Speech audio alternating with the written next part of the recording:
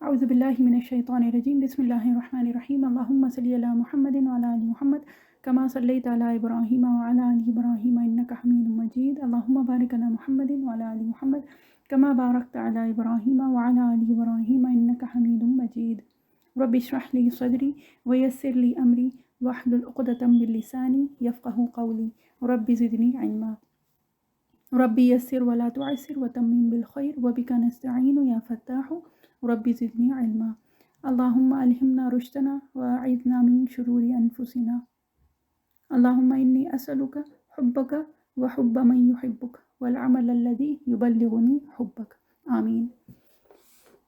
سورہ بروج کی تفسیر انشاءاللہ آج شروع ہوگی۔ اس میں ایک واقعہ آتا ہے جو کہ اصحاب الاخدود کا واقعہ ہے، جو کہ پچھلے سیشن میں یعنی کہ یہ جو تھرسڈے کی کلاس ہوئی تھی اس میں ہم لوگوں نے اس کی بات کی تھی، تو جن لوگوں کا وہ مس ہو گیا ہو تو اصحاب الاخدود کا واقعہ آپ لوگ دیکھ لیجیے گا۔ سورہ بروج سے پہلے ہم لوگوں نے کی تھی سورہ انشقاق، ہے نا، رمضان سے پہلے جو ہوئی تھی۔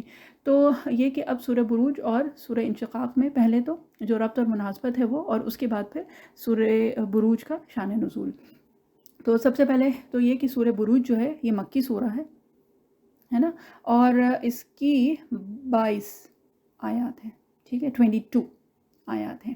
اب یہ کہ اس سورت سے پہلے جو سورہ انشقاق جو آئی تھی تو اس میں جو بھی مضامین تھے، یعنی کہ جو مضمون تھا اس کا، اور یہ کہ اس میں وہی جزا اور سزا اور وہ ساری باتیں بتائی گئی تھیں، اور قیامت کے دن کی بات بتائی گئی تھی۔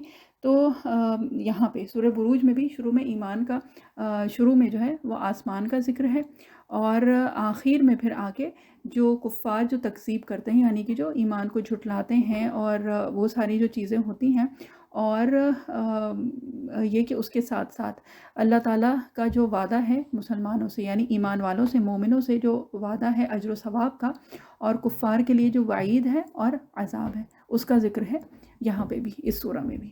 اب یہ ہے کہ جیسے جیسے سورہ ہوگی تو اس میں وہی ہے کہ اللہ تعالیٰ نے پہلے تو کفار کے سلسلے میں بتایا ہے کہ کس طرح سے وہ تشدد انہوں نے پہلے بھی کیا ہوا ہے، ایک تو وہ ہے، پھر یہ کہ ایک حوصلہ افزائی ہے ایمان والوں کے لیے، اور اس کے بعد پھر یہ کہ اللہ تعالیٰ خود یہاں پہ اس صورت میں یہ بتاتے ہیں کہ بطش ربک لشدید، کی جو آپ کے رب کی پکڑ ہے نا وہ بہت سخت ہے نا۔ تو یہ کہ یہ ایک طرح سے ایک دلاسا ہے، ایک تسلی ہے ایمان والوں کے لیے۔ شان نزول کے اعتبار سے یہ شروع میں یعنی مکی سورہ ہے نا، تو نبوت کے شروع کے جو چند سال تھے وہ بہت مشکل میں گزرے تھے، یعنی بہت تکلیف میں، اس طرح سے کہ جو کفار مکہ تھے، جو سرداران قریش تھے، وہ ایمان والوں کو طرح طرح کی اذیت پہنچاتے تھے، اور یہ ہم لوگوں نے کئی بار اس سے پہلے بھی بات کی ہے، جیسے کہ حضرت بلال رضی اللہ عنہ ہیں، اور یہ کہ ان پہ کس کس طرح سے ظلم اور تشدد ہوا تھا، پھر حضرت عمار رضی اللہ عنہ، حضرت سمیہ رضی اللہ عنہ، تو بہرحال ان سب کے اوپر تشدد ہوا تھا، ان کو بہت ستایا گیا تھا، بہت پریشان کیا گیا تھا، اور جو کفار مکہ تھے بیسکلی، یہ کہ جو اللہ پہ ایمان نہیں لائے تھے اس وقت تک، ان لوگوں نے ہر طرح سے اذیت پہنچائی تھی ان لوگوں کو، یہاں تک کہ حضرت سمیہ رضی اللہ عنہ جو ہیں ان کو شہید بھی کیا گیا تھا، اور وہ پہلی شہید ہیں اسلام کی، ہے نا۔ اور یہ کہ ان کا قصور کیا تھا؟ ان کا قصور صرف یہ تھا کہ یہ سارے بتوں کو چھوڑ کر ایک اللہ کو ماننے لگے تھے، یعنی ایمان لے آئے تھے۔ تو بہرحال یہ جو سیرت کے اعتبار سے بھی جب دیکھیں اگر، تو یہ جو وقفہ ہے، یعنی کہ یہ جو ایک ایرا ہے نبوت کے بعد کا، تقریباً 5 سال بعد، نبوت کے 5 سال بعد، 5 ہجری کی بات نہیں ہو رہی ہے، 5 نبوی کی بات ہو رہی ہے، یعنی کہ نبوت کے بعد یہ تقریباً شروع سے لے کے اور 5-6 سال تک بہت زیادہ تشدد کیا گیا تھا ایمان والوں پہ، اور سیرت کی کتابوں میں اگر دیکھیں تو اس کو یہ کہ الگ الگ طرح سے اس کو وہ بھی کیا گیا ہے، یعنی کہ مضمون کے اعتبار سے اس کو تعذیب مسلمین، یعنی مسلمانوں کے اوپر جب عذاب کی شدت، یعنی کہ جو آزمائش تھی اور بہت زیادہ ان کے اوپر یہ کہ ظلم و زیادتی جس وقت ہو رہی تھی، تو یہ وہ زمانہ تھا۔ تو بہرحال اسی زمانے میں جب نبی کریم صلی اللہ علیہ وسلم نے بیسکلی دعوت اسلام شروع کیا تھا، تو کیا ہوا تھا کہ کچھ لوگ ہی ایمان لائے تھے، بہت زیادہ تو نہیں تھے۔ اچھا، اب ان لوگوں میں بھی دیکھیں، ویسے تو لوگ بھی بہت کم تھے، اور ان لوگوں کے میں بھی بچے بہت تھے، عورتیں تھیں، ضعیف لوگ تھے، اور اس کے بعد پھر یہ کہ کچھ لوگ وہ تھے جو کہ باہر سے آئے ہوئے تھے، یعنی کہ مکہ کے باشندے نہیں تھے۔ تو یہ کہ اس زمانے میں بھی ہوتا ہے، اور وہ آج کل بھی ہوتا ہے کہ جیسے جو فارینرز ہوتے ہیں تو ان کو سارے سول رائٹس تو نہیں ملتے ہیں، تو اسی طرح سے اس زمانے میں بھی ہوتا تھا کہ جو باہر والے لوگ ہوتے تھے تو ان کو بہرحال وہ ساری سہولتیں اور وہ ساری چیزیں تو نہیں ملتی تھیں جو کہ اس جگہ کے جو باشندے ہیں، اس جگہ کے جو لوگ ہیں، یعنی جو سٹیزنز ہیں، ان کو ملتی تھی، اور جیسے کہ آج کل بھی ہوتا ہے۔ تو بہرحال ان کو الگ الگ طرح سے تکلیف پہنچائی جا رہی تھی۔ تو غریب مسلمان جو تھے وہ اپنی جو بھی ناقابل برداشت جو بھی پریشانیاں تھیں اور وہ تھیں، تو وہ نبی کریم صلی اللہ علیہ وسلم سے آ کے وہ بتاتے تھے، اور نبی کریم صلی اللہ علیہ وسلم ان کو تسلی دیتے تھے، ہے نا، اور اس کے ساتھ ساتھ خوشخبری سناتے تھے، کبھی جنت کے وعدے تھے، کبھی اور بہت ساری چیزیں تھیں، پھر یہ کہ اللہ تعالیٰ نے تمہارے لیے کیا کیا تیار کر کے رکھا ہے، یہ ساری چیزیں اس طرح سے نبی کریم صلی اللہ علیہ وسلم ان کو تسلی دیتے تھے۔ اور آپ صلی اللہ علیہ وسلم یہ فرماتے تھے کہ ایک دن ایسا آئے گا کہ تم کو امن اور امان ملے گا، ہے نا، اور یہ کہ تم کو اپنے دشمنوں سے انتقام اور بدلہ لینے کی طاقت اور قوت بھی اللہ تعالیٰ عطا فرمائیں گے۔ تو اس طرح سے تسلی ہوتی تھی، دی جاتی تھی۔ تو جب نبی کریم صلی اللہ علیہ وسلم اس طرح سے تسلی دیتے تھے تو کیا ہوتا تھا کہ کفار کو جب یہ باتیں معلوم ہوتی تھیں تو وہ ہنستے تھے اور مذاق اڑاتے تھے، جیسے کہ پہلے بھی وہ ہو چکا ہے نا کہ استہزاء کرتے تھے وہ لوگ، اور یہ وہ اس طرح سے کہتے تھے کہ یہ جو مفلس لوگ ہیں تو ان کی کیا اوقات ہے نا، ان کی کیا، یہ تو کوئی حقیقت نہیں رکھتے ہیں، تو یہ کہاں سے غلبہ پائیں گے، اور ان کے پاس تو کوئی طاقت ہی نہیں ہے، ان کے پاس نہ کوئی مال اور اسباب ہے، یہ تو کچھ بھی نہیں ہے، اور ہم لوگ تو باعزت ہیں اور ہم لوگ تو مغالب ہے، تو یہ کیسے ہو سکتا ہے۔ تو بہرحال اس طرح سے جب ساری باتیں ہوتی تھی تو ان مسلمانوں کو ظاہر سی بات ہے مایوسی بھی ہوتی تھی، تو اللہ تعالیٰ نے یہ صورت نازل فرما کر مسلمانوں کو تسلی دی، ہے نا۔ اور اس کے ساتھ ساتھ ایک اور جو مقصد تھا اس صورت کے نزول کا، وہ کیا تھا؟ کافروں کو تنبیہ کرنا، ٹھیک ہے، اور اللہ تعالیٰ نے اس میں کافروں کو تنبیہ کی ہے اور مسلمانوں کو تسلی دی ہے، اور اللہ تعالیٰ نے کیا اس کے ذریعے سے یہ بتایا کہ دنیا کے جو حالات ہیں نا ان کو پلٹتے رہتے ہیں اللہ تعالیٰ، ہے نا، اور کہ اس میں اللہ تعالیٰ نے آسمان کے جو بروج ہیں ان کی قسم کھا کے یہ کہا ہے کہ یہ جو انقلاب ہے، یعنی کہ اس طرح سے یہ جو بات جو پلٹ جاتی ہے بالکل، تو اس کی طرف اللہ تعالیٰ نے اشارہ کیا ہے کہ جس طرح سے اور جو چیزیں دنیا میں ہوتی رہی ہیں تو وہ بھی جس کو کہتے ہیں نا الٹ پھیر ہوتی رہتی ہے ان کی، تو اسی طرح سے ان کے دن بھی پلٹیں گے، ٹھیک ہے۔ اور اس کی مثال جیسے کہ صبح اور رات، یہ کہ دن میں روشنی ہوتی ہے، رات میں اندھیرا ہوتا ہے، اور اسی طرح سے اور بہت ساری چیزیں جو کہ اس سے پہلے بھی جو صورتیں گزری ہیں تو اس میں اللہ تعالیٰ نے اس طرح سے چیزیں بتائی ہیں نا کہ جیسے موسم ہی آتے جاتے رہتے ہیں، اور ابھی کیونکہ موسم بدلنے کا بھی ٹائم چل رہا ہے، تو کیا ہوتا ہے کہ جب سردیاں آتی ہیں تو کیا ہوتا ہے کہ جو گرمیوں والے کپڑے ہیں وہ ہٹا دیے جاتے ہیں، ہے نا، اور اسی طرح سے پھر جب گرمیاں آتی ہیں جو ٹھنڈ میں جو کپڑے اور جو بھی چیزیں ہیں اور جو بھی ضرورت کا سامان ہے، چاہے وہ اوڑھنے بچھانے کا سامان ہو، کھانے پینے کا سامان ہو، پہننے اوڑھنے کا سامان ہو، وہ سب ہٹا دیا جاتا ہے، وہ بے قدر ہو جاتے ہیں تب، ہے نا، اور اس کے بعد اس کے جو برعکس یعنی جو اندر رکھی ہوئی چیزیں تھیں یا اور وہ چیزیں جن کی ابھی تک کوئی قدر و منزلت نہیں تھی ان کو نکال کے اور استعمال کیا جاتا ہے۔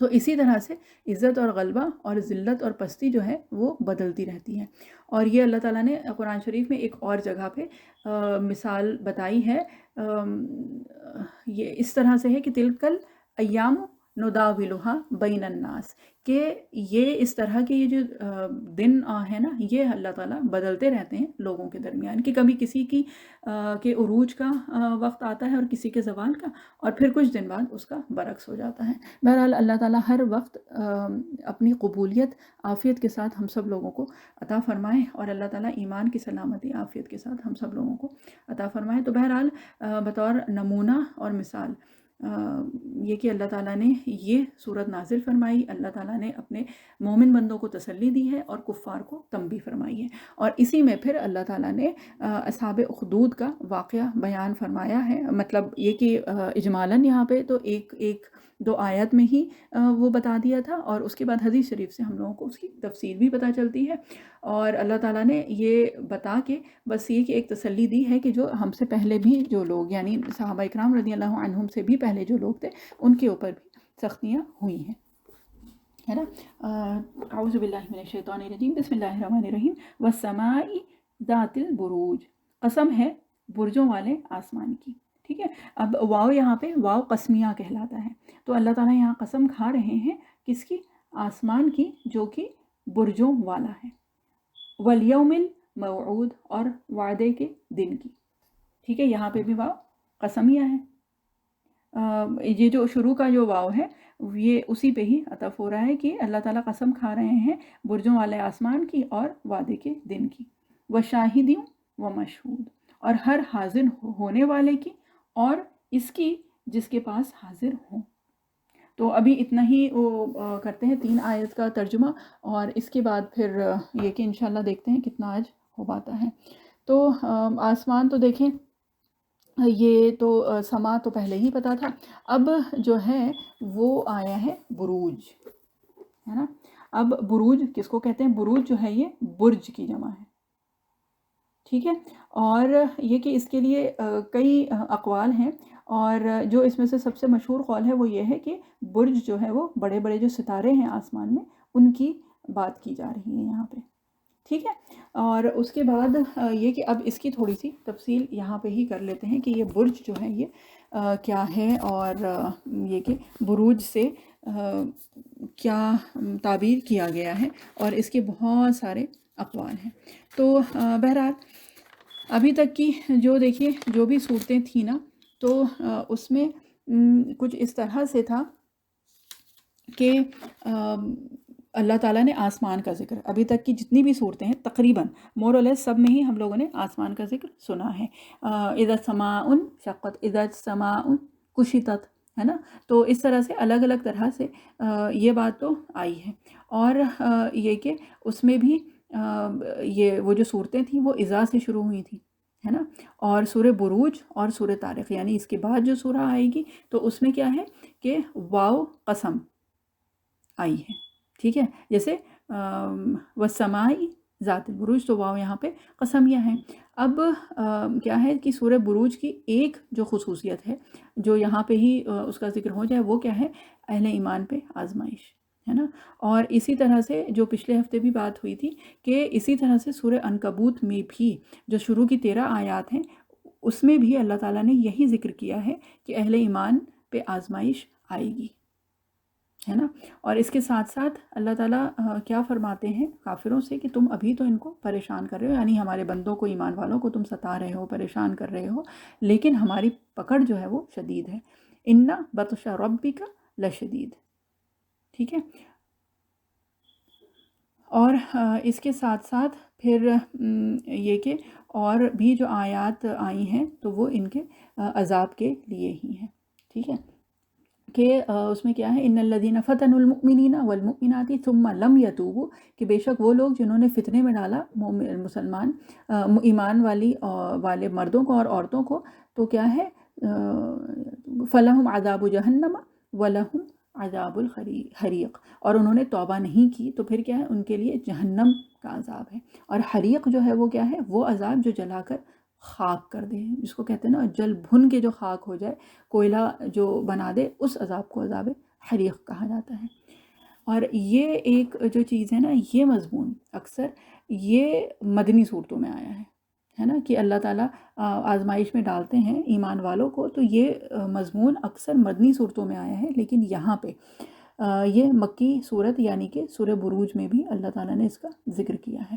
اور جیسا کہ سورہ عنکبوت میں بھی یہ ذکر ہوا ہے نا، تو اس میں بیسیکلی جو اللہ تعالیٰ نے اس کا ریزن جو دیا ہے نا وہ کیا ہے کہ یہ اللہ تعالیٰ کا جس کو کہتے ہیں نا اللہ تعالیٰ کا طریقہ رہا ہے، یہ سنت رہی ہے، سابقہ سنت رہی ہے اللہ تعالیٰ کی، یعنی کہ اللہ تعالیٰ کا یہ پہلے سے یہ طریقہ چلا آ رہا ہے کہ اللہ تعالیٰ آزماتے ہیں ایمان والوں کو اس لیے کہ یہ پتہ چل جائے کہ کون اپنے دعوائے ایمان میں سچا ہے اور کون جھوٹا ہے، یہ ظاہر کر دے۔ اللہ تعالیٰ کو تو سب کچھ معلوم ہے، لیکن اس آزمائش کے ذریعے سے اللہ تعالیٰ یہ ظاہر کر دیتے ہیں کہ جو دعویٰ کر رہے ہیں وہ اس میں کتنے سچے اور کتنے جھوٹے ہیں۔ اللہ تعالیٰ ہم سب لوگوں کی حفاظت فرمائے، ہے نا۔ اور اللہ تعالیٰ یہ فرما رہے ہیں کہ یہ اللہ تعالیٰ کی سنت سابقہ رہی ہے، یعنی کہ یہ اللہ تعالیٰ کا طریقہ پہلے سے رہا ہے۔ اور یہ کہ قرآن شریف میں بیسیکلی یہ ہوتا ہے کہ کوئی بھی امپورٹنٹ ٹاپک، کوئی بھی ایک مضمون ہوتا ہے نا، تو وہ اللہ تعالیٰ وقتاً فوقتاً اس کو ذکر کرتے رہتے ہیں۔ تو سورہ عنکبوت میں یہ بات ہوئی تھی اور یہاں پہ بھی ہوئی ہے، اور اس کے علاوہ بھی الگ الگ جگہ اللہ تعالیٰ نے اس طرح سے بتایا ہے۔ غالباً سورہ بقرہ میں بھی ہے کہ ہم تمہیں آزمائیں گے، کبھی بھوک سے، کبھی پیاس سے، کبھی مال میں کمی سے، کبھی جو تمہاری اولاد ہے اس کے ذریعے سے، لیکن بہرحال آزمائش جو ہے وہ ہوگی، ہے نا۔ تاکہ اور یہ کہ یہ مضمون بار بار اللہ تعالیٰ اس لیے ذکر کرتے ہیں تاکہ ایک طرح سے یاد دہانی ہو جائے، اور جو بھی اہم مضامین ہیں نا وہ ریپیٹ کیے جاتے ہیں قرآن شریف میں وقتاً فوقتاً، ٹھیک ہے۔ اب یہ ہے قسم ہے آسمان کی جو برجوں والا ہے۔ اب بارجا کس کو کہا جاتا ہے؟ کسی چیز کا نمایاں ہونا، ٹھیک ہے، کھل کر ظاہر ہو جانا یا واضح ہو جانا۔ اور یہ کہ اسی سے ہی ملتا جلتا ایک اور لفظ ہے جو ہم لوگ پہلے بھی کر چکے ہیں، اور وہ ہے برازا، جو رازا آتا ہے نا وہ زا، تو برجا اور برازا۔ اور یہ بات ایک فقہ اللغت کی ایک یہ بات ہے، اور وہ یہ ہے کہ جب جو الفاظ ہوتے ہیں ان کے جو روٹ لیٹرز، یعنی جو حروف ہوتے ہیں، جو روٹ لیٹرز جو ہوتے ہیں، جب وہ قریب المخرج ہوتے ہیں تو ان کا معنی بھی قریب قریب ہوتا ہے۔ تو برجا ہوتا ہے کسی چیز کو نمایاں کر دینا، اور برازا ہوتا ہے کہ کسی چیز کو سامنے لے کے آ جانا۔ تو اگر معنی کے اعتبار سے دیکھیں تو یہ قریب المعنی بھی ہیں، اور مخرج کے اعتبار سے دیکھیں تو یہ قریب المخرج بھی ہیں، برجا اور برازا۔ اور اگر یاد ہو تو سورہ نازیات میں ہم لوگوں نے کیا تھا نا، وہ برزت الجحیم، کہ جہنم جو ہے وہ سامنے لے آئی جائے گی، ہے نا۔ اور سورہ ابراہیم میں بھی اللہ تعالیٰ فرماتے ہیں وَبَرَزُوا لِلَّهِ الْوَاحِدِ الْقَهَّارِ، کہ ان کو سامنے لے آیا جائے گا اللہ کے جو کہ واحد اور قہار ہے، یعنی اکیلا یکتا جو ہے اور قہار ہے۔ تو یہ کہ برزو جو ہے وہ کیا ہے؟ سامنے لے کے آنا، یعنی آمنے سامنے ہو جانا، ٹھیک۔ اور یہ کہ اسی طرح سے جب جنگ کے لیے جب جو فوجیں ہوتی ہیں وہ جب ایک دوسرے کے سامنے آتی ہیں تو اس کے لیے بھی جو لفظ آیا ہے وہ برازا ہی آیا ہے۔ اب برازا کی تو بات ہو گئی، اب برجا کیا ہے؟ قرآن شریف میں برجا جو ہے نا یہ اکثر آیا ہے، 4 جگہ آیا ہے، اور یہ کہ بروج کی شکل میں تو یہ 4 جگہ آیا ہے، اور اس کے علاوہ جو یہی لفظ جو استعمال ہوا ہے وہ آیا ہے عورتوں کے سلسلے میں، ٹھیک ہے۔ اب وہ بھی یہاں پہ تھوڑی سی بات کر لیں، اس لیے کہ وہ بھی ہم لوگوں کے لیے ضروری ہے کافی، ٹھیک ہے۔ تو برجا کا کیا مطلب تھا؟ کسی چیز کو نمایاں کرنا، ٹھیک ہے، کھل کے ظاہر کر دینا یا پھر واضح کر دینا، ٹھیک، واضح ہونا کسی چیز کا۔ اب تبرجا آیا ہے تفاعل، یعنی باب یہ ڈفرنٹ ہے۔ اب یہ جو ہے یہ اللہ تعالیٰ جو لے کے آئے ہیں نا یہ ہے عورتوں کے سلسلے میں، جو یہی روٹ ورڈ جو اور استعمال ہوا ہے قرآن شریف میں اس کی بات ہو رہی ہے۔ اور یہ جو ایک بہت مشہور آیت بھی ہے عورتوں کے سلسلے میں اور پردے کے احکام کے لیے، تو وہ کیا ہے؟ تبرج الجاہلیتی، ٹھیک ہے، کہ اللہ تعالیٰ سورہ احزاب میں جو سورہ نمبر 33 ہے اور اس کی آیت نمبر 33 میں اللہ تعالیٰ نے یہ ذکر فرمایا ہے، ٹھیک۔ اور وہ کیا ہے؟ وہ کچھ اس طرح سے ہے کہ یہ جو چیز ہے نا تبرج الجاہلیتی، تو یہاں پہ اللہ تعالیٰ جو ہم لوگوں سے فرما رہے ہیں، یعنی کہ جو عورتوں سے جو بات فرمائی جا رہی ہے وہ کیا ہے کہ تم لوگ اپنی زینت کو ظاہر نہ کرو، ٹھیک ہے۔ یہ اس کانٹیکس میں یہ بات آئی ہے۔ تو یہ کہ یہ بس کیونکہ اس کے علاوہ اور کہیں پہ اس طرح سے اتنی واضح طور پہ نہیں ہوا ہے تو ہم نے کہا یہیں پہ ہی یہ بات ذکر کرتے چلیں۔ سورہ احزاب وچ از سورہ نمبر 33، اس کی آیت نمبر 33 یعنی 33 ہے آیت نمبر اور سورہ نمبر، اور اللہ تعالیٰ حکم دے رہے ہیں عورتوں کو، کیا ہے؟ وقرن فی بیوتکن، کہ اور قرار پکڑو اپنے اپنے گھروں میں، ولا تبرجنا تبرج الجاہلیت الاولی، اور کیا ہے کہ بیسکلی اپنے گھروں میں سکون کے ساتھ رہو اور بن ٹھن کر نہ نکلو، ٹھیک ہے، تبرج الجاہلیت الاولی، اس طرح سے جیسے کہ بن سنور کے نکلتی تھی جاہلیت، جو اس سے پہلے جو جاہلیت تھی اس کے زمانے میں، ٹھیک ہے۔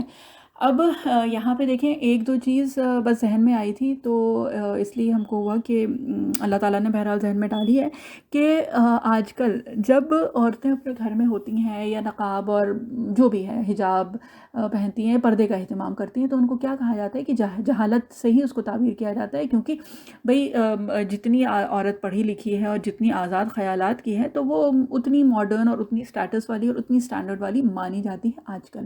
اور اللہ تعالیٰ نے کیا فرمایا ہے، وَلَا تَبَرَّجْنَا تَبَرُّجَ الْجَاهِلِيَّةِ الْأُولَى، ٹھیک ہے، یعنی کہ اللہ تعالیٰ نے خود یہاں پہ فرمایا ہے، اور اس وقت ہوتا تھا کہ جو جہالت والے جو لوگ ہوتے تھے اور زمانہ جاہلیت میں عورتیں بن سنور کر باہر نکلتی تھیں، اور اب کیا ہے، اب اس کا برعکس ہو گیا ہے اس سے کہ اب جو بن سنور کے باہر نکلتی ہیں تو وہ تو بہت ماڈرن اور لبرل اور آزاد خیالات کی اور پڑھی لکھی اور بڑی سوفسٹیکیٹڈ سویلائزڈ ہیں، اور جو اپنے آپ کو ڈھکا چھپا کے نکلتی ہیں یا گھر میں رہنا پریفر کرتی ہیں یا بلا ضرورت باہر نہیں نکلتی ہیں، تو ان کے لیے کیا ہو گیا ہے، ان کے لیے یہ ہو گیا ہے کہ بھئی جاہل ہے نا۔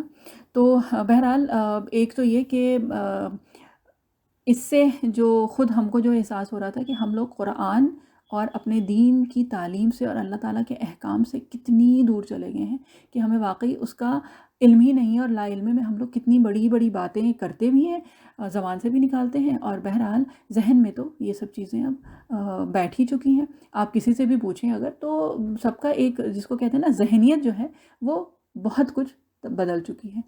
تو بہرحال اللہ تعالیٰ ہم سب لوگوں کو معاف کریں، اور جو اللہ تعالیٰ کے احکام ہیں، جو اللہ تعالیٰ کا دین ہے، جو اللہ تعالیٰ نے ہم لوگوں سے چیزیں کہی ہیں کرنے کو اور جن چیزوں سے منع کی ہے نا، کم سے کم اس کا پتہ تو ہو ہم لوگوں کو، اور لا علمی میں کم سے کم ہم لوگ وہ چیزیں وہ باتیں اپنی زبان سے نہ نکالیں جس سے کہ اللہ نہ کرے اللہ تعالیٰ کی ناپسندیدگی ہم لوگوں کو کسی بھی طرح سے پہنچے۔ تو بہرحال وَلَا تَبَرَّجْنَا تَبَرُّجَ الْجَاهِلِيَّةِ الْأُولَى، ٹھیک ہے۔ اور اس کے بعد پھر اللہ تعالیٰ آگے اسی آیت میں فرما رہے ہیں وَأَقِمْنَا الصَّلَاةَ کہ نماز قائم کرو، وَآتِينَا الزَّكَاةَ زکوٰۃ دو، ٹھیک ہے، وَأَطِيعْنَا اللَّهَ وَرَسُولَهُ اور اللہ تعالیٰ اور اس کے رسول صلی اللہ علیہ وسلم کی اطاعت کرو، ٹھیک ہے۔ تو بہرحال یہ سب ہے، اور اس کے ساتھ پھر اللہ تعالیٰ کیا فرماتے ہیں، انما یرید اللہ لیذہب عنکم الرجس، کہ بے شک اللہ تعالیٰ کیا چاہتے ہیں، بے شک اس کے سوا نہیں کہ اللہ تعالیٰ چاہتے ہیں کہ تم سے جو گندگی ہے اس کو ہٹا دیں، اہل البیت، ٹھیک ہے، او اہل بیت، وتطہرکم تطہیرا، اور تمہیں پاک کر دیں بہترین پاکی، ٹھیک ہے۔ تو بہرحال وہاں پہ بھی جو لفظ آیا ہے نا، وہ یہی جو روٹ ورڈ جو ہے وہ بارہ ہی ہے، ٹھیک ہے۔ اور یہ کس سینس میں آیا ہے یہاں پہ کہ عورتوں کے اندر بہرحال اللہ تعالیٰ نے ایک فطرتی ایک وہ ڈالا ہے، کیا بولتے ہیں، ایک مزاج کہ جس کو کہتے ہیں نا کہ تیار ہونا، اور تیار ہو کے جو ایک وہ جو چیز ہے کہ جب تک اس کو دوسرے اپریشیٹ نہ کریں تو اس تیار ہونے کا جیسے کوئی فائدہ ہی نہیں ہوتا، ٹھیک ہے۔ اور یہ اللہ تعالیٰ نے ڈالا ہے، اسی وجہ سے تو یہ حکم ہے کہ جب تم تیار ہو، جب تم اپنے آپ کو جس کو کہتے ہیں نا وہ دیکھیں وہ لفظ ہی ذہن میں نہیں آ رہا ہے، بیسکلی جو اپنا بناؤ سنگار ہوتا ہے نا، چاہے وہ کپڑوں کے اعتبار سے ہو، بال ہو، کچھ بھی ہو، میک اپ ہو، جولری ہو، زیور ہو، جو کچھ بھی ہے، لیکن یہ کہ وہ سب کچھ سے منع نہیں کیا گیا ہے۔ منع جو ہے وہ یہ ہے کہ بن سنور کے اور وہ اپنا بناؤ سنگار کر کے تم ان کے سامنے مت جاؤ جن کے سامنے کے تمہیں جانے کو منع کیا گیا ہے۔ تو اللہ تعالیٰ نے فطرتی طور پہ یہ ڈالا ہے نا عورتوں میں، تو اس کے لیے منع نہیں ہے۔ منع کیا کیا ہے اللہ تعالیٰ نے؟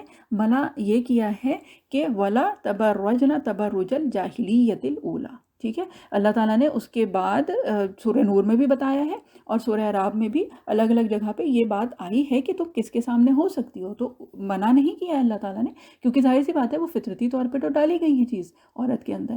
تو بات یہ ہے کہ اللہ تعالیٰ کسی بھی طرح سے جس کو کہتے ہیں نا کہ سختی اور وہ نہیں کرتے نعوذ باللہ. بس یہ ہے کہ وہ چیز کرنی ہے لیکن کہاں کرنی ہے وہ چیزیں ڈیفائنڈ ہیں، ان کی لمٹس ہیں، اس لمٹ کے آگے نہیں جانا ہے ہم میں سے کسی کو بھی. اور اسی طرح سے اللہ تعالیٰ نے پھر مردوں کو بھی دوسرے احکام دیے ہیں. اور اگر جب اتنی بات ہو رہی ہے تو بھائی مردوں کے لیے جو سب سے زیادہ چیز ہے وہ نظر کا پردہ ہے نا، کیونکہ اللہ تعالیٰ نے وہ فطری چیز ان کے اندر ڈالی ہے. تو ہمارے اندر جو فطری چیز ہے اگر اس پہ پہرا ڈالا گیا ہے تو اس میں پھر کیوں اتنی پرابلم ہوتی ہے کہ ہم کو کیوں کہا گیا ہے کہ یہ کرو اور ایسے ڈھکو اور ادھر مت جاؤ اور ادھر مت جاؤ. بھئی جو ہماری فطری چیز ہے اللہ تعالیٰ نے اس پہ پابندی لگائی ہے، تو جو مردوں کی چیز ہے اس پہ بھی پابندی لگائی ہے نا. تو بہرحال تو یہ کہ باراجا یہ بروج کے سلسلے میں بھی آیا ہے، اور اگر دوسری جگہ کہیں پہ بھی استعمال ہوا ہے تو وہ کیا ہے، عورتوں کے سلسلے میں اللہ تعالیٰ یہ الفاظ لے کے آئے ہیں. ٹھیک ہے. اور یہ کہ یہ سورہ احزاب میں تو خود ہی 2 جگہ تو اس میں ہی آ گیا، عورتوں کے سلسلے میں 2 بار، اور تیسری بار جو ایک اور آیا ہے وہ آیا ہے، سوری اس سے پہلے ہی ہے وہ تو سورہ نور جو ہے وہ 24ویں سورہ ہے، اور سورہ نور کی آیت نمبر 60 میں ہے. ٹھیک ہے. متبرجات بزینتہ. ٹھیک ہے. اور اس میں بھی کیا ہے، اس میں بھی یہی ہے کہ اپنی زینت کو جو دکھائے. ٹھیک. سورہ نور کی آیت ہے آیت نمبر 60. اور یہ ہم بار بار ریفرنس اس لیے دیتے ہیں کہ آپ لوگ میں سے کوئی تو ہوگا جو انشاءاللہ جا کے اور قرآن شریف کھول کے وہ بھی دیکھ لے گا. تو بہرحال یہ ہے سورہ نور کی آیت نمبر 60، جس میں بھی یہی جو روٹ ورڈز ہیں یہی آئے ہیں. اور کیا ہے، یہ تینوں بار جو آئے ہیں یہ عورتوں کے سلسلے میں اللہ تعالیٰ یہ لفظ لے کے آئے ہیں. تو بہرحال یہ کہ آسمانی بروجوں کی بات ہو رہی ہے، اور ایک بار اللہ تعالیٰ نے زمینی جو قلعہ بندی ہے اس کے لیے بھی یہ لفظ استعمال کیا ہے. اور وہ جو ہے دیکھیں اب برج ہوتا کیا ہے، جب قلعہ ہوتا ہے، اور پہلے زمانے کے اس سے ہم لوگوں نے دیکھا تو ہوگا قلعے ہیں یا جو بھی پرانے محلات ہیں وہ سب تو دیکھے ہوئے تو ہیں. تو قلعے کی جو دیوار جو فصیل جو ہوتی تھی نا تو اس پہ برج ہوتا تھا، یعنی کہ اونچے اونچے ٹاورز ٹائپ ہوتے تھے، ہے نا. اور ان کا مقصد کیا تھا، ان کا اس وقت مقصد یہ تھا کہ ان اونچے اونچے جو ٹاورز یا وہ جو برج ہوتے تھے ان کے اوپر پہرے دار ہوتے تھے. تو یہ تھا کہ دشمن کا جو ڈر ہوتا ہے یا دشمن کہیں آ تو نہیں رہا ہے یا کوئی فوج تو نہیں آ رہی ہے، تو وہ جو برج پہ جو پہرے دار ہوتے تھے تو ان کا کام ہی یہ ہوتا تھا کہ وہ یہ دیکھتے تھے کہ بھئی آ رہا کوئی، اگر کسی طرح سے کوئی حملہ ہو رہا ہے یا دور سے بھی کوئی آ رہا ہے تو ان کو پہلے ہی دکھائی دے جاتا تھا، ہے نا. یعنی کہ اور دوسری طرف سے اگر ویسے دیکھیں کہ اگر دور سے کوئی دیکھے، کوئی جب شہر کی طرف آئے تو سب سے پہلے جو اس کو یہ کہ وہ جو پوری آبادی ہے اس میں سب سے پہلے جو چیز نظر آتی تھی وہ وہی برج جو ہے، یعنی کہ وہ جو اونچے اونچے ٹاورز جو ہوتے تھے، جو قلعے کی جو فصیل ہے یا پھر جو شہر کی جو فصیل ہے اس کے اوپر سے دکھائی دینے والی جو سب سے پہلی چیز جو ہوتی تھی کسی مسافر کے لیے، کسی باہر سے آنے والے کے لیے، تو وہ یہی برج اس کو سب سے پہلے نظر آتے تھے، ہے نا. اور یہ کہ اللہ تعالیٰ نے قرآن شریف میں ہی کیا فرمایا ہے، وَلَوْ كُنْتُمْ فِي بُرُوجٍ مُشَيِّدَةٍ.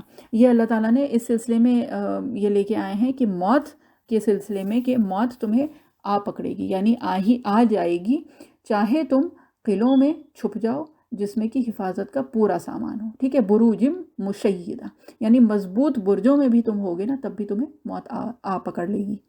ٹھیک ہے، آ پکڑے گی. تو یہ کہ بروج اب یہاں پہ جو ہے تو یہاں پہ جیسے کہ پہلے بتایا تھا کہ اس میں اقوال بہت سارے ہیں، اور یہاں پہ جو مراد ہے وہ کیا ہے، آسمان میں جو بڑے بڑے ستارے ہیں نا ان میں ان کا ذکر یہاں پہ ہے. ٹھیک ہے. اور اس کے ذریعے سے اللہ تعالیٰ یہ بتا رہے ہیں کہ آسمان میں جو ستارے ہیں نا تو ان میں بھی اللہ تعالیٰ نے کوئی حفاظت کا انتظام کیا ہوا ہے. ٹھیک ہے. اور حفاظت کا انتظام اللہ تعالیٰ نے وہاں پہ کیا ہوا ہے. اور یہ کہ ان کو یعنی حفاظت کا سامان یہ کیوں ہے، یہ بات بھی پہلے ہو چکی ہے ہم لوگوں کی، ہے نا. اور وہ کیا تھی، وہ کچھ اس طرح سے تھی کہ فرشتوں تو دیکھیں نوری مخلوق، ٹھیک ہے، جنات جو ہیں وہ ناری مخلوق یعنی آگ سے بنے ہوئے ہیں، اور انسان جو ہے وہ خاکی مخلوق ہے، ٹھیک ہے، وجود کے اعتبار سے ہم بتا رہے ہیں، ٹھیک ہے. تو جنات جو ہے نا ان کی رسائی جو ہے وہ بہت دور تک ہوتی ہے، ٹھیک ہے. اور یہ کہ ان کی رسائی دور تک یعنی آسمانوں تک اور اس آسمانی دنیا تک، اور اس طرح سے جہاں پہ فرشتے ہوتے ہیں اور جہاں پہ ان کے احکام دیے جاتے ہیں، یعنی کہ کس کو کیا دینا ہے، جو بھی ان کے امور ہوتے ہیں وہ سونپے جاتے ہیں، تو جنات کی رسائی وہاں تک ہوتی ہے، ٹھیک ہے. تو وہ کیا کرتے ہیں کہ وہ وہاں پہ ان امور کو سننے کی کوشش کرتے ہیں، ٹھیک. اور یہ ابھی سورۃ طارق میں آئے گا کہ ان کو پھر وہاں سے بھگایا جاتا ہے، کس کے ذریعے سے، شہاب ثاقب کے ذریعے سے، ٹھیک ہے. تو آسمان میں حفاظت کے انتظام جو ہیں وہ اللہ تعالیٰ نے کیے ہوئے ہیں، ٹھیک ہے. یعنی بیسیکلی حفاظت کا مستحکم بندوبست ہوا ہے آسمان میں، کس کے ذریعے سے، ان بروج کے ذریعے سے، ٹھیک ہے. اور یہ اگر ویسے دیکھیں تو ہم لوگ بہت آسانی سے ریلیٹ بھی کر سکتے ہیں، کیونکہ ہم لوگوں کو یہ بات سمجھ میں آتی ہے کہ بھائی جو برج پہ جو پہرے دار ہوتے ہیں وہ کیا ہوتے ہیں، وہ اصل میں حفاظت کی نیت سے ہی ان کو وہاں پہ رکھا جاتا ہے نا. تو اللہ تعالیٰ قسم کھا رہے ہیں آسمان کی جو برجوں والا ہے، ٹھیک ہے. تو کیا ہے، یعنی کہ آسمان میں بھی قلعہ بندیاں ہیں، ٹھیک ہے، فورٹیفیکیشنز جن کو کہا جاتا ہے نا، کہ اس میں اہتمام کیا گیا ہے کہ یہ جو شیاطین ہیں یہ عالم ملکوت یعنی جو فرشتے ہیں وہاں سے خبریں نہ لے کے آ جائیں. اور اس کی جو اور تفصیل جو آئی ہے یہ سورہ جن میں بھی آئی ہے، وہ بھی انشاءاللہ ہم لوگ انشاءاللہ اللہ تعالیٰ کی توفیق سے وہ بھی پڑھیں گے انشاءاللہ، ٹھیک ہے. تو پہلی آیت کا اگر دیکھیں، پہلی آیت میں تو اللہ تعالیٰ نے قسم کھائی ہے، اس کے بعد پھر دو اور قسم ہیں، ٹھیک ہے. اور اس کے بعد پھر اللہ تعالیٰ نے ذکر کیا ہے اصحاب الاخدود کا، اور پھر یہ کہ جو بھی آزمائشیں مومنوں پہ آئی ہیں اس کا. اب اگر دیکھیں تو اس پہلی آیت کا اس پوری صورت سے کیا تعلق ہے، ٹھیک ہے. اب آگے صورت میں ہم لوگوں نے پڑھا ہے نا کہ کیا ہوا ہے، ایمان والوں پہ آزمائش کی جو بات ہوئی ہے وہ ہوئی ہے. تو یہاں پہ اللہ تعالیٰ یہ فرما رہے ہیں کہ جو آسمان ہے وہاں پہ اللہ تعالیٰ نے اتنی حفاظت کا اہتمام کیا ہوا ہے. تو یہ جو تم اللہ تعالیٰ کے بندوں کو جو پریشان کر رہے ہو، جو ان کو ستا رہے ہو، تو یہ بھی اللہ تعالیٰ کے اذن سے ہی ہے. یعنی اللہ تعالیٰ نے یہ موقع دیا ہے تو تم یہ کر پا رہے ہو. یہ تم ہرگز نہ سمجھنا کہ تم اپنی مرضی سے یہ کر رہے ہو اور یہ سب کچھ تمہارے ہاتھ میں ہے.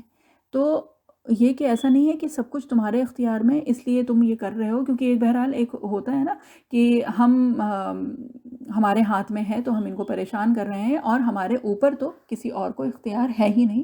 یعنی ہم کو کون پکڑ سکتا ہے، ہم کو تو کوئی نہ سزا دے سکتا ہے، کچھ نہیں کر سکتا. تو یہاں پہ اللہ تعالیٰ جو بتا رہے ہیں نا وہ یہ بتا رہے ہیں کہ پوری کی پوری جو کائنات ہے نا اس کا بھی کوئی حاکم اور ناظم ہے نا، جس نے اہتمام کیا ہوا ہے. تو جب آسمانوں میں اتنا مستحکم اہتمام ہے حفاظت کا، تو یہ کیسے ہو سکتا ہے کہ اللہ تعالیٰ اپنے بندوں کو چھوڑ دیں بے سہارا. اور یہی بات اللہ تعالیٰ آخر میں اس صورت کا جو اختتام ہوگا وہاں پہ دوبارہ لے کے آئیں گے. وہ کیا ہے، وَاللَّهُ مِن وَرَائِهِمْ مُحِيطٌ، کہ اللہ تعالیٰ جو ہیں وہ ان کا احاطہ کیے ہوئے ہیں، اللہ تعالیٰ نے ان کو گھیرا ہوا ہے. ایسا یہ نہ سمجھیں کہ یہ سب کچھ کر کے اور چھوٹ جائیں گے، ہے نا. تو یہ ان کو تنبیہ بھی ہے، اور اس کے ساتھ ساتھ ایمان والوں کو ایک تسلی بھی تو ہے نا کہ ایمان والے جب ظاہر سی بات ہے جب اتنا تشدد ہو رہا ہے، سمیہ رضی اللہ عنہ شہید ہو گئیں، حضرت خباب رضی اللہ عنہ کے اوپر اتنا ان کو ٹارچر کیا گیا تھا، حضرت بلال رضی اللہ عنہ کو، تو کیا لگتا ہے، وہی لگنے لگتا ہے نا کہ ہم جیسے بظاہر کہ ایمان والے جو ہیں وہ بے سہارا ہیں، کوئی ہے ہی نہیں ان کا. تو اللہ تعالیٰ یہ ان کو بھی تسلی دے رہے ہیں، اور اس کے ساتھ ساتھ جو ستانے والے لوگ ہیں، جو پریشان کرنے والے لوگ ہیں، جو آزمائش میں فتنے میں ڈالنے والے لوگ ہیں، ان کو اللہ تعالیٰ تنبیہ بھی دے رہے ہیں. اور کیا ہے کہ اللہ تعالیٰ کی پکڑ جو ہے نا اس سے بچ کے کوئی نہیں جا سکتا ہے، ٹھیک ہے. تو یہ آسمان کیا ہے، برجوں والا ہے، یہاں سے شیاطین اور جن نہیں جا سکتے ہیں بچ کے. تو تم کیسے بچ کے جا سکتے ہو، یعنی انسان جو ہے اس کے کیا اوقات ہے پھر، کیونکہ بظاہر ہم لوگوں کو بھی پتہ ہے نا کہ جو شیاطین ہیں اور جو جنات ہیں ان کی رسائی بھی بہت دور تک ہے. یہ لوگ اوپر تک آسمانوں تک یہ لوگ چلے جاتے ہیں، اور جس کو کہتے ہیں نا کہ میلوں کا سفر منٹوں میں کیا سیکنڈز میں کر لیتے ہیں. تو اتنا تھوڑا بہت جو بھی اللہ تعالیٰ نے ہم لوگوں کو علم دیا ہے تو اس کے ذریعے سے یہ سب چیزیں تو ہم کو پتہ ہیں.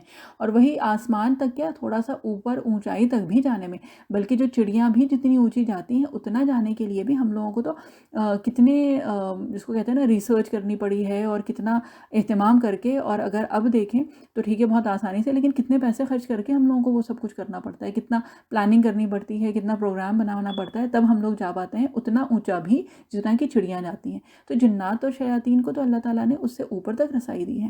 تو اس کے بعد بھی اللہ تعالیٰ کیا فرما رہے ہیں کہ جب ان سے بھی ہم حفاظت کر لیتے ہیں ہر چیز کی، تو پھر اور وہ بھی کہیں سے نکل کے بچ کے نہیں جا سکتے ہیں، تو پھر انسان جو ہے اس کی کیا اوقات ہے. ٹھیک ہے، تو یہ تنبیہ ہے کفار کے لیے بھی.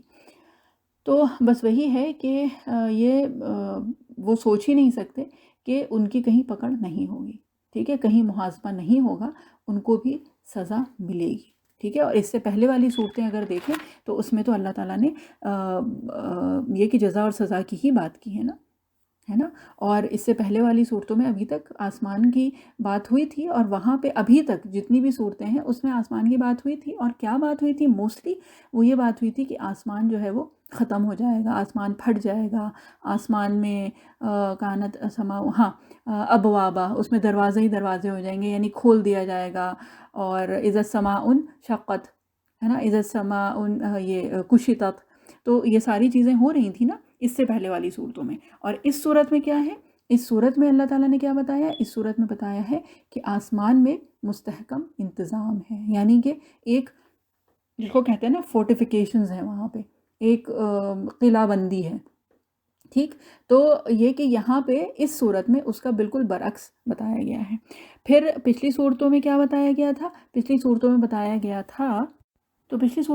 گیا تھا قیامت کے دن کے بارے میں. اس کا ذکر آ رہا تھا نا کہ جب قیامت ہوگی تو پھر کیا ہوگا، اذا الصحف نشرت، ہے نا.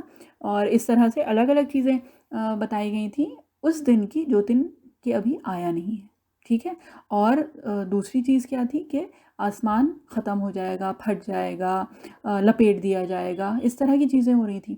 اور اس صورت میں اس کا بالکل برعکس بتایا گیا ہے کہ یہاں پہ ایک تو یہ کہ آسمان مستحکم انتظام ہے، وہاں قلعہ بندی ہوئی بھی ہے. اور دوسری بات کیا ہے کہ یہاں پہ اس صورت میں اللہ تعالیٰ وہ چیز بتا رہے ہیں جو ابھی واضح ہے. یعنی ابھی اگر ہم سر اٹھا کے دیکھیں تو آسمان کیا ہے کہ ہاں اس میں بڑے بڑے ستارے دکھتے ہیں ہم کو، اور یہ کہ ہاں دیکھ کے لگتا ہے کہ وہاں پہ بھی کوئی انتظام تو چل رہا ہے.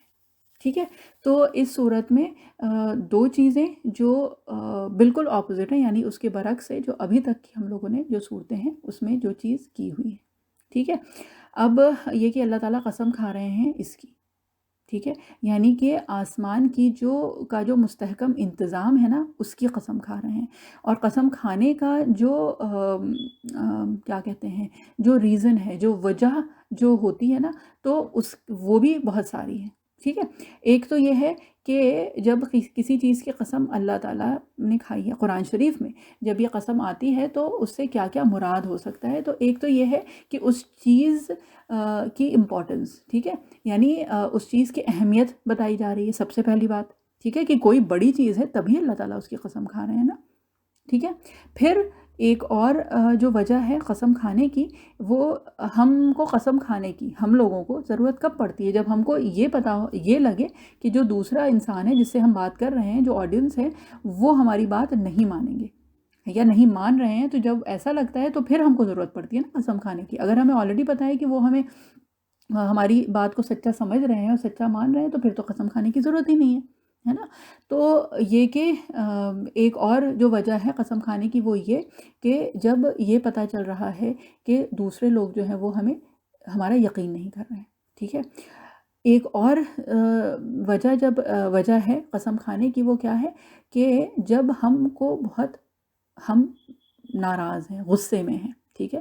اور قرآن شریف میں کئی مرتبہ اللہ تعالیٰ نے جب قسم شروع کی ہے تو اس کے بعد جو بات کی ہے نا، تو اس سے پتہ چل رہا ہے کہ وہ اللہ تعالیٰ کا غضب بتا رہی ہے، کہ اللہ تعالیٰ اپنے غضب میں وہ قسم کھا کے کہتے ہیں کہ پھر یہ چیز ہو کے رہے گی، یا یہ کہ وہ قسم کھا کے بتاتے ہیں اللہ تعالیٰ کہ میرا عذاب جو ہے یا میری پکڑ جو ہے وہ بہت، میری گرفت جو ہے وہ بہت شدید ہے، یا عذاب جو ہے بہت شدید ہے. بہرحال الگ الگ مفہوم جو ہے وہ قسم کا آتا ہے.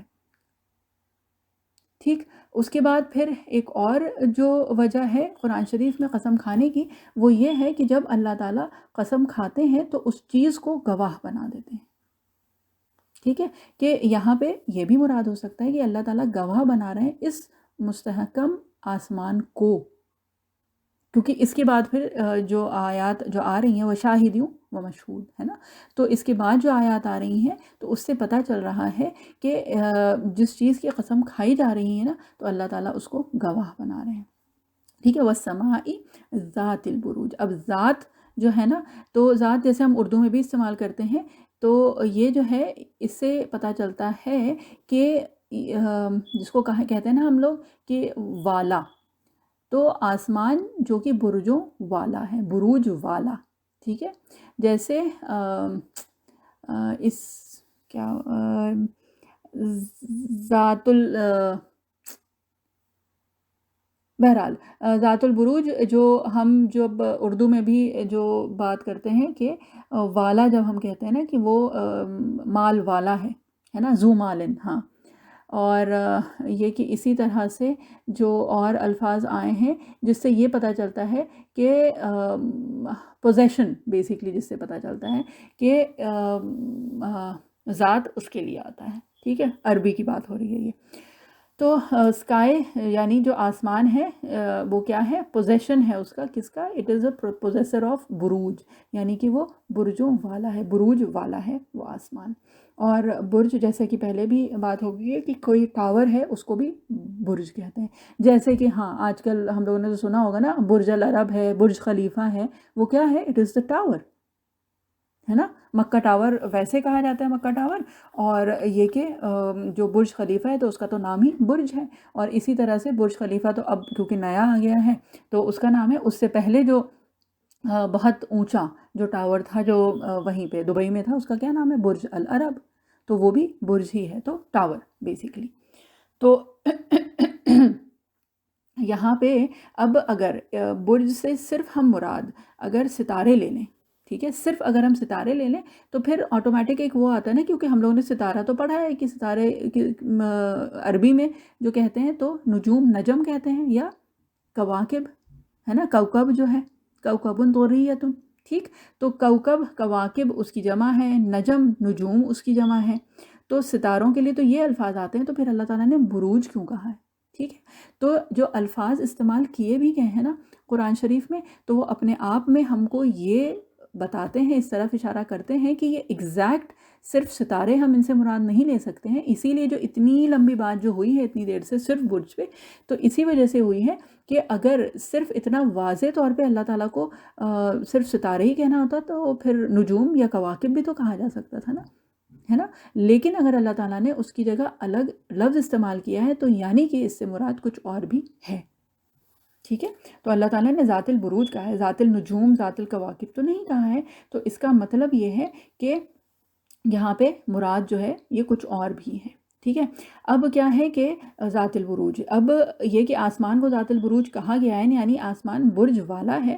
تو اس کا کیا مطلب ہے؟ یعنی کہ آسمان بھرا پڑا ہے. جب ہم کہتے ہیں کسی چیز کو کہ یہ وہ والا ہے یعنی مال والا ہے، تو یعنی کہ اس کے پاس مال بھرا پڑا ہے. تو جب اللہ تعالیٰ نے آسمان کو برج والا کہا ہے تو اس کا کیا مطلب ہے؟ اس کا یہ مطلب ہے کہ آسمان جو ہے وہ برج سے، بروج سے، برجوں سے بھرا پڑا ہے. ٹھیک ہے. اب جو بروج جب کوئی برج ہوتا ہے، کوئی ٹاور ہوتا ہے، تو ہم کو کیا ہے دنیاوی اعتبار سے اگر دیکھیں تو کیا پتہ چلتا ہے کہ ان برجوں میں کون ہوتے ہیں؟ پہرے دار ہوتے ہیں. تو جو آسمان کے بھی جو بروج ہیں نا ان میں بھی اللہ تعالیٰ نے پہرے دار رکھے ہیں. اب آسمان کے جو بروج ہیں ان میں کون ہیں پہرے دار؟ ان میں فرشتے ہیں جو کہ پہرے دار ہیں.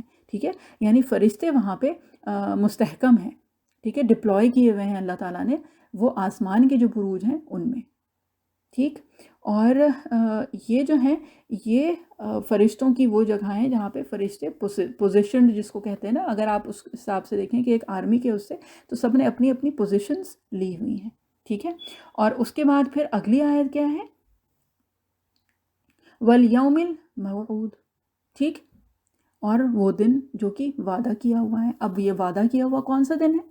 قیامت کا دن. ٹھیک ہے. اس کو بہت زیادہ الابوریٹ کرنے کی تو ضرورت ہی نہیں ہے کیونکہ وہ ہم سب لوگوں کو پتہ ہے کہ اور وعدہ کیا ہوا دن. اب وعدہ کیا ہوا دن کیا ہے؟ وہ قیامت کا دن ہے. تو اب ویسے اگر دیکھیں تو ایک سیکوینس کے اعتبار سے کہ فرشتے جو ہیں وہ وہاں ہیں. ٹھیک ہے. اور پھر اللہ تعالیٰ نے اس کے بعد کیا کیا؟ والیوم الموعود، وعدے کا دن. اور اگر ہم لوگوں کو یاد ہو تو اس سے پہلے ہم لوگوں نے کیا پڑھا تھا؟ وعدے کے دن میں کیا کیا ہوگا؟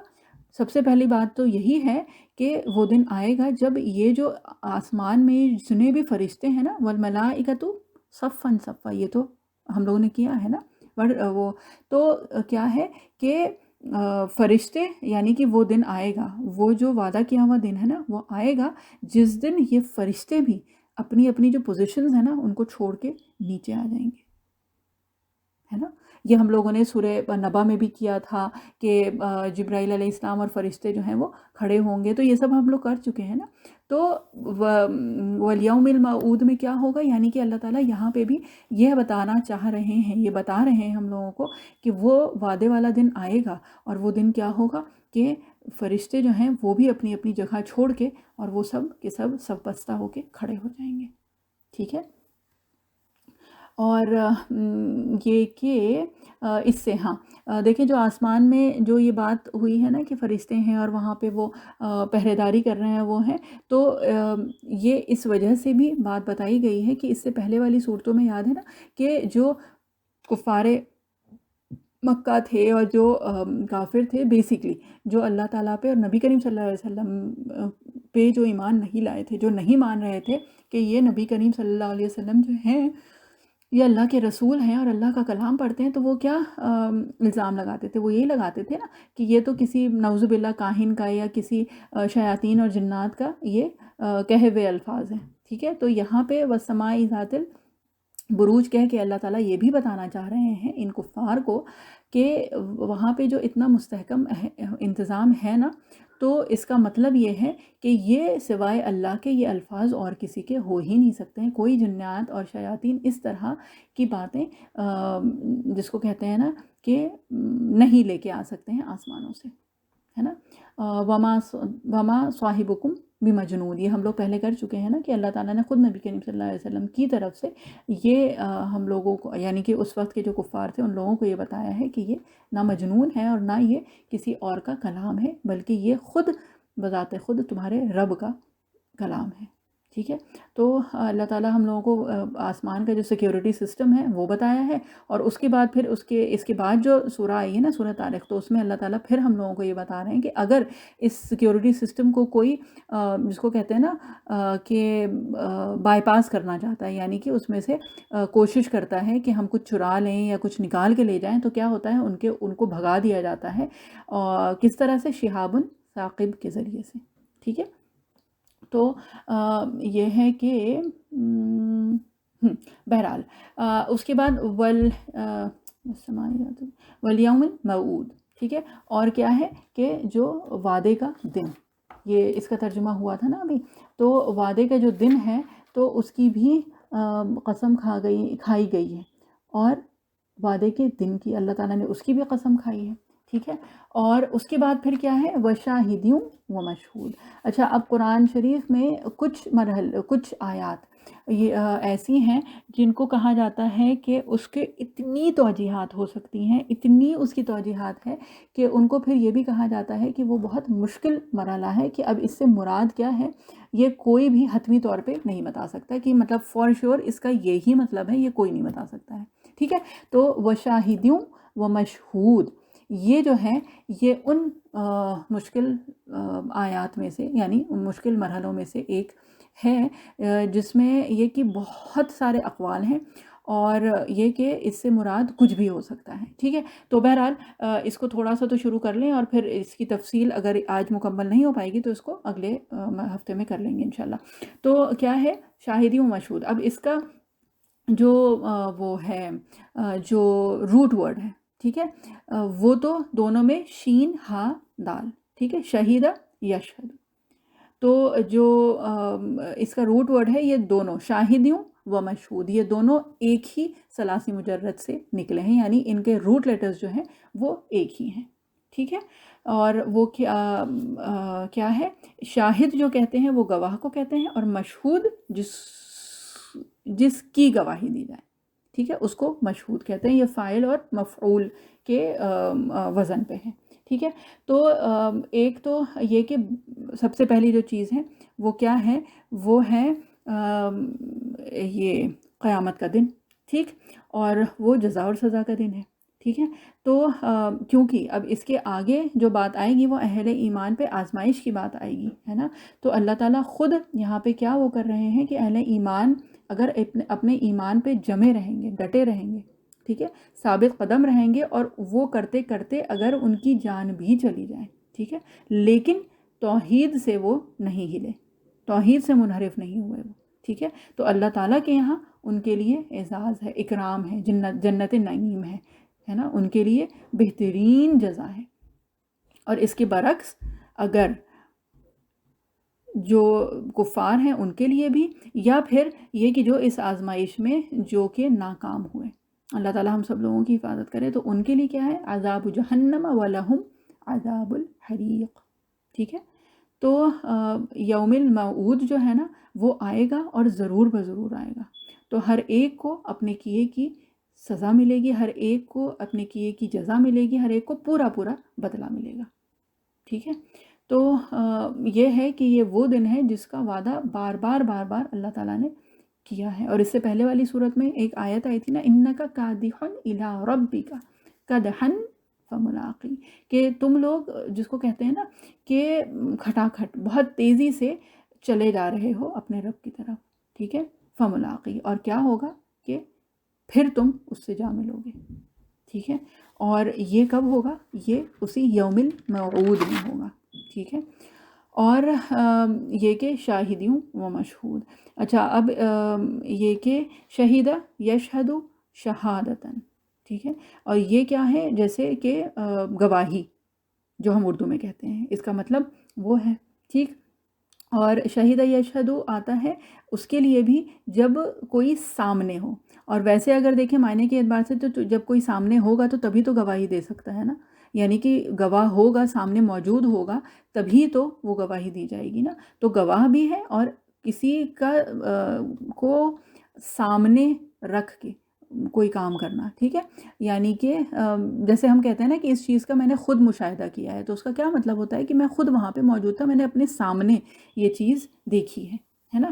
اور یہاں پہ شہداء جو ہے وہ شہید کو بھی ویسے جو کہا جاتا ہے، اور یہ اس سے مطلب جو مددگار ہوتے ہیں نا ان کو بھی کہا جاتا ہے، جیسے ہے نا مسئلو، یہ کہ تم جمع کر لینا اپنے شہداء کو، یعنی کہ اپنے جو مددگار ہیں نا، یہ اللہ تعالیٰ نے کفار سے کہا ہے ان کے جو معبود باطل جو تھے ان کے سلسلے میں، کہ پھر تم جمع کر لو اپنے شہداء کو، یعنی کہ اپنے جو مددگار ہیں تم ان سب کو جمع کر لو اگر تم چاہو اللہ کے خلاف، ٹھیک ہے۔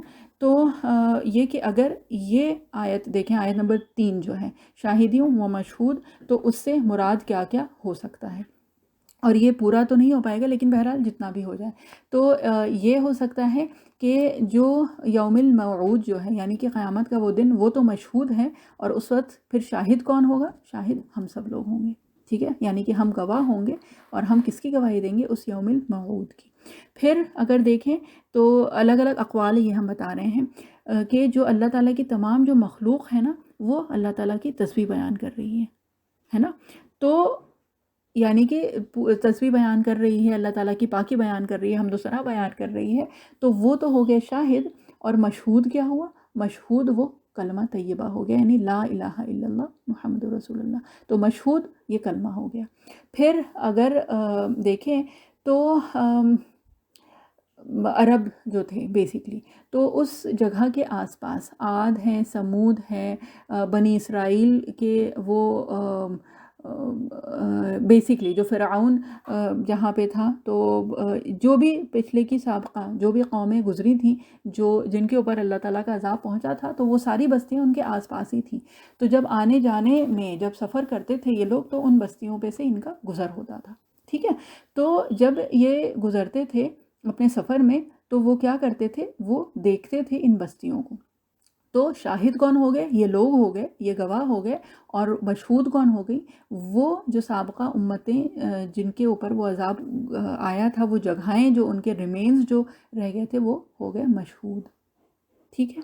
اور اسی طرح سے یہ بھی ہو سکتا ہے کہ وہ جو بستیاں رہ گئی تھیں, جو ان کے کھنڈر رہ گئے تھے, تو وہ تو گواہ ہو گئے.